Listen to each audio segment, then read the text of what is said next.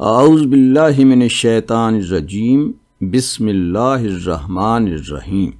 خوش آمدید۔ آج ہم تفہیم القرآن کی روشنی میں سورۃ البقرہ کے رکوع 33 کا ایک گہرا جائزہ لے رہے ہیں۔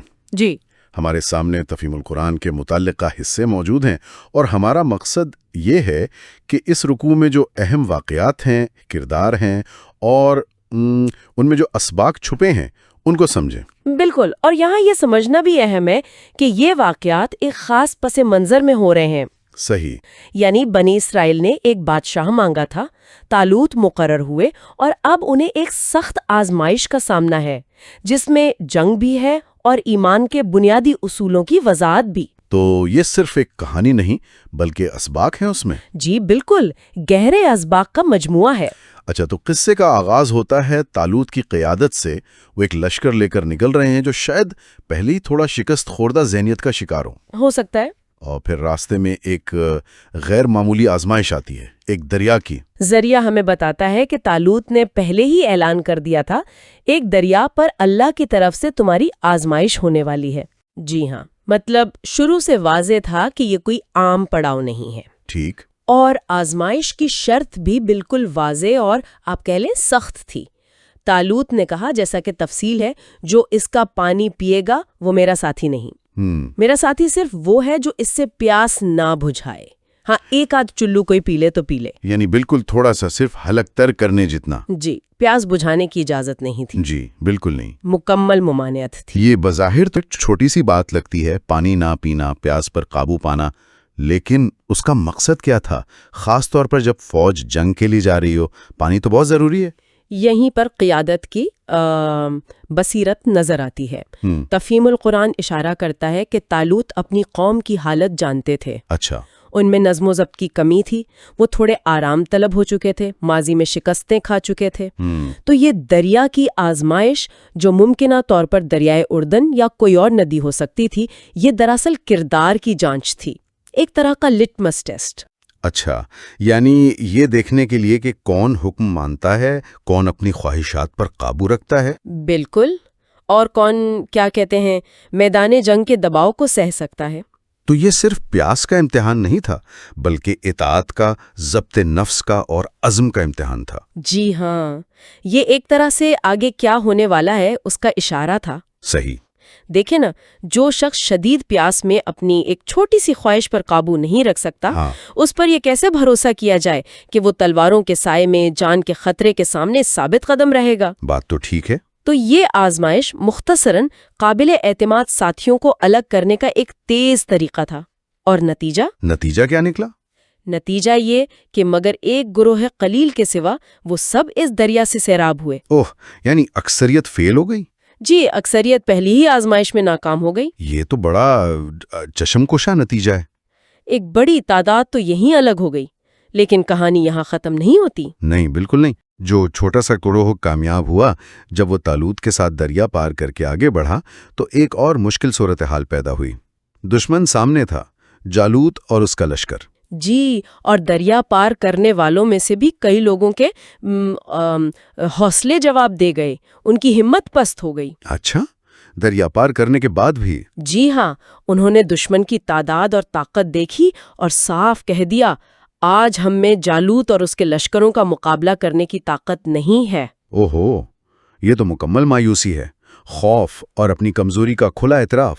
بالکل، یعنی ظاہری اسباب ان پر غالب آ گئے۔ لیکن اسی موقع پر ایک دوسرا گروہ بھی تھا۔ وہ لوگ جو مایوس نہیں ہوئے، ان کا رد عمل بالکل مختلف تھا، ہے نا؟ جی، اور یہ واقعی اس قصے کا ایک نہایت اہم اور دلچسپ موڑ ہے۔ وہ لوگ جن کے بارے میں کہا گیا کہ وہ سمجھتے تھے کہ انہیں ایک دن اللہ سے ملنا ہے، یعنی جن کا آخرت پر یقین پختہ تھا۔ جی، جن کا یقین اللہ کی قدرت پر تھا، انہوں نے صورتحال کو بالکل الگ نظر سے دیکھا۔ انہوں نے مایوس ہونے والوں کو جواب دیا۔ کیا کہا انہوں نے؟ انہوں نے کہا، بارہا ایسا ہوا ہے کہ ایک قلیل گروہ اللہ کے اذن سے ایک بڑے گروہ پر غالب آ گیا ہے۔ اللہ صبر کرنے والوں کا ساتھی ہے۔ کیا بات ہے! یہ تو خالص ایمان اور توکل کا مظاہرہ ہے۔ تعداد کم ہے، طاقت کم ہے، لیکن بھروسہ اللہ کی مدد پر۔ بالکل، یہ صرف الفاظ نہیں تھے، یہ ایک یقین تھا جو ان کے اندر تھا۔ اور تفہیم القرآن میں ایک دلچسپ نقطے کا بھی ذکر ہے۔ جی، ایک بہت دلچسپ نقطہ اٹھایا گیا ہے، اگرچہ یقینی نہیں کہ غالباً یہ کہنے والے وہی لوگ ہوں گے جنہوں نے دریا پر پہلے ہی اپنی بے صبری کا مظاہرہ کر دیا تھا۔ اچھا، یعنی جنہوں نے پانی پی لیا تھا۔ ممکن ہے، یعنی ہو سکتا ہے کہ یہ وہ لوگ ہوں جنہوں نے پانی تو پی لیا لیکن بعد میں انہیں اپنی غلطی کا احساس ہوا، انہوں نے توبہ کی اور اب وہ مضبوط ایمان دکھا رہے تھے۔ یہ تو بڑی امید افزا بات ہے کہ انسان پلٹ سکتا ہے۔ جی، یہ امکان ظاہر کرتا ہے کہ کمزوری پر قابو پایا جا سکتا ہے۔ یہ منظر اصل میں ایمان اور خوف، امید اور مایوسی کے بیچ ایک شدید نفسیاتی کشمکش دکھاتا ہے۔ تو اس قلیل گروہ نے نہ صرف ہمت نہیں ہاری بلکہ دوسروں کو بھی حوصلہ دیا، اور پھر جب وہ واقعی میدان میں نکلیں جالوت اور اس کے لشکروں کے مقابلے کے لیے، تو انہوں نے صرف اپنی ہمت پر بھروسہ نہیں کیا۔ جی نہیں، بالکل نہیں، انہوں نے اپنی طاقت کا اصل مرکز پہچانا اور اسی سے مدد مانگی۔ قرآن میں ان کی دعا کا ذکر ہے۔ کیا دعا تھی وہ؟ ایک بہت جامع اور پر اثر دعا، اے ہمارے رب، ہم پر صبر کا فیضان کر، ہمارے قدم جما دے اور اس کافر گروہ پر ہمیں فتح نصیب فرما۔ صبر، ثابت قدمی اور فتح، تینوں چیزیں مانگ لیں۔ جی، کامیابی کے لیے جو کچھ چاہیے وہ سب اس دعا میں ہے۔ اور پھر وہ لمحہ آتا ہے جس نے تاریخ بدل دی، ایک غیر متوقع ہیرو کا ظہور، حضرت داؤد علیہ السلام۔ جی ہاں، ذریعہ بتاتا ہے کہ وہ اس وقت ایک کم عمر نوجوان تھے۔ بالکل۔ تفہیم القرآن بائبل کے حوالے سے بھی بتاتا ہے کہ جالوت، جو فلسطینی فوج کا بہت بڑا پہلوان تھا، روزانہ نکل کر بنی اسرائیل کو للکارتا تھا، ان کا مذاق اڑاتا تھا، اور کوئی مقابلہ کرنے کو تیار نہیں تھا۔ کسی کی ہمت نہیں ہوتی تھی۔ حضرت داؤد علیہ السلام، جو شاید اپنے بھائیوں کے لیے کھانا لے کر لشکرگاہ آئے تھے، یہ صورتحال دیکھ کر ان کی غیرت ایمانی جوش میں آئی۔ وہ بے خوفی سے طالوت کی اجازت لے کر اس کے مقابلے پر نکلے، اور جیسا کہ قرآن مجید مختصر مگر جامع الفاظ میں کہتا ہے، اور داؤد نے جالوت کو قتل کر دیا۔ سبحان اللہ، ایک نوجوان بظاہر جنگی ساز و سامان کے بغیر اس وقت کے سب سے طاقتور جنگجو کو شکست دے دیتا ہے۔ اس کی اہمیت تو صرف جنگ جیتنے سے کہیں زیادہ ہوگی۔ یقیناً، یقیناً، یہ واقعہ حضرت داؤد علیہ السلام کی زندگی کا ایک فیصلہ کن موڑ تھا۔ یہ اللہ کی طرف سے غیر معمولی مدد تھی، یعنی اسباب کے بغیر نتیجہ پیدا ہوا۔ صحیح۔ اس ایک فتح نے انہیں پوری قوم میں ہیرو بنا دیا۔ ان کی مقبولیت بہت بڑھ گئی۔ اچھا، جیسا کہ آتا ہے، طالوت نے اپنی بیٹی ان سے بیاہ دی، اور بعد میں طالوت کے بعد اللہ تعالیٰ نے انہیں نہ صرف سلطنت دی بلکہ حکمت یعنی نبوت اور دانائی سے بھی نوازا، اور بہت سی دوسری چیزوں کا علم دیا جو اللہ نے چاہا۔ یہ تو ان کے ایمان، جرأت اور توکل کا انعام تھا۔ بالکل، اللہ کی طرف سے انعام تھا۔ اس عظیم فتح اور حضرت داؤد علیہ السلام کے کردار کے ذکر کے بعد قرآن ایک بہت ہی گہرے اور آفاقی اصول کی طرف توجہ دلاتا ہے۔ آیت میں فرمایا گیا، اگر اس طرح اللہ انسانوں کے ایک گروہ کو دوسرے گروہ کے ذریعے سے ہٹاتا نہ رہتا تو زمین کا نظام بگڑ جاتا۔ جی، یہ بات بظاہر تو جنگ و جدل سے متعلق لگتی ہے، لیکن اس میں حکمت کیا ہے؟ یہ دراصل اللہ تعالیٰ کا اس دنیا کو چلانے کا ایک بنیادی قانون ہے۔ آپ اسے سنت اللہ کہہ سکتی ہیں۔ سنت اللہ؟ جی، یعنی اللہ کا طریقہ۔ مطلب یہ ہے کہ اللہ تعالیٰ کسی ایک گروہ، قوم یا طاقت کو ہمیشہ کے لیے غالب اور بے لگام نہیں رہنے دیتا۔ اچھا، جب کوئی گروہ طاقت کے نشے میں حد سے بڑھنے لگتا ہے، ظلم اور فساد کرنے لگتا ہے، تو اللہ تعالیٰ کسی دوسرے گروہ کو اس کے مقابلے میں کھڑا کر دیتا ہے۔ وہ اس کا زور توڑ دیتا ہے، اس کی طاقت کو محدود کر دیتا ہے۔ یعنی یہ ایک طرح کا الہی چیک اینڈ بیلنس کا نظام ہے تاکہ کوئی بھی بالکل ہی قابو سے باہر نہ ہو جائے۔ بالکل، ماخذ اسی کی وضاحت کرتا ہے۔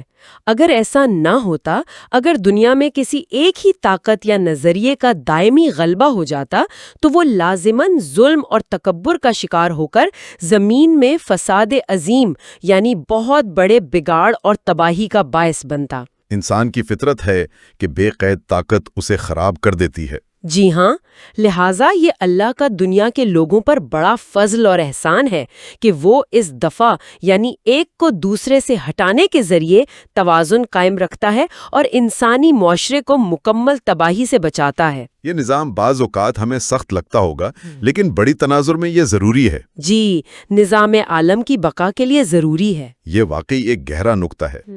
اس کے بعد گفتگو کا رخ رسولوں کی طرف مڑتا ہے۔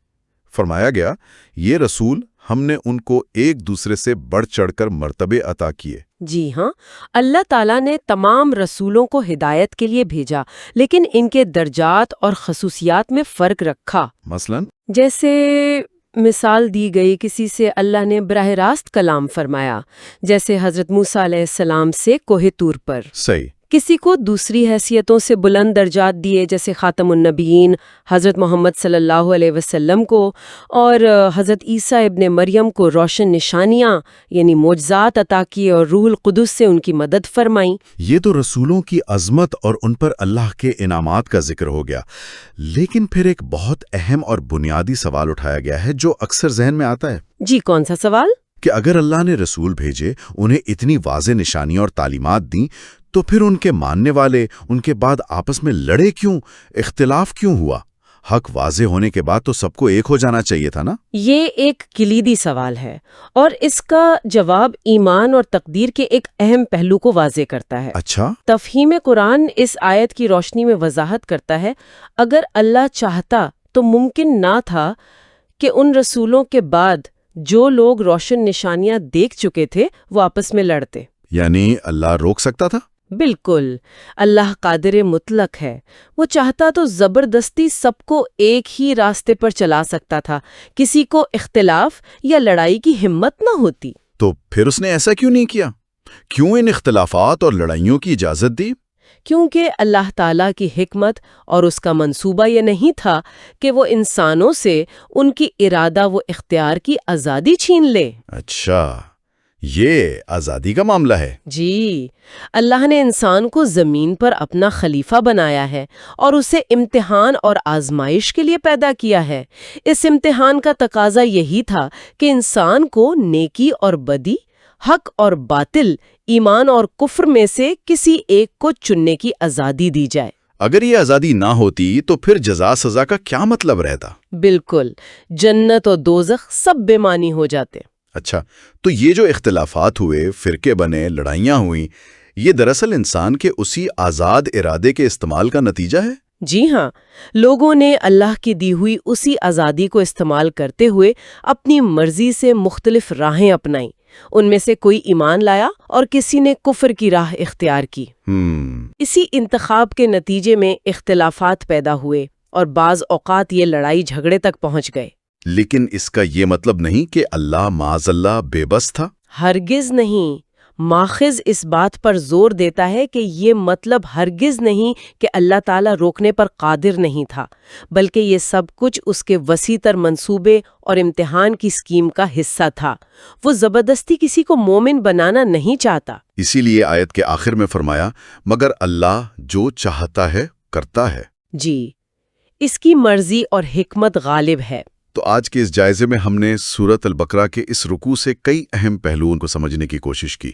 طالوت کے لشکر کی آزمائش سے قیادت، نظم و ضبط اور سچے پیروکاروں کی پہچان کا سبق ملا۔ جی، پھر ہم نے دیکھا کہ کس طرح شدید مایوسی میں بھی ایمان اور اللہ پر توکل ایک چھوٹے سے گروہ کو غیر معمولی ہمت دیتا ہے۔ بالکل۔ حضرت داؤد علیہ السلام کا واقعہ اللہ کی غیر متوقع مدد اور نوجوان قیادت کے ابھرنے کی مثال ہے۔ اور اس کے ساتھ ساتھ ہم نے دو بنیادی الہی قوانین کو بھی سمجھا۔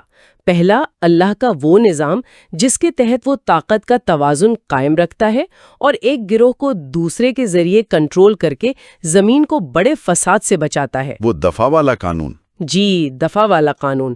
اور دوسرا، رسولوں اور واضح نشانیوں کے باوجود انسانی اختلافات کی وجہ یعنی اللہ کی طرف سے دی گئی ارادہ و اختیار کی آزادی اور اس کے نتیجے میں ہونے والی آزمائش۔ یہ سب باتیں واقعی گہرے غور و فکر کا سامان ہے۔ جی بالکل۔ یہ واقعی ایسے نکات ہیں جن پر سوچتے رہنا چاہیے۔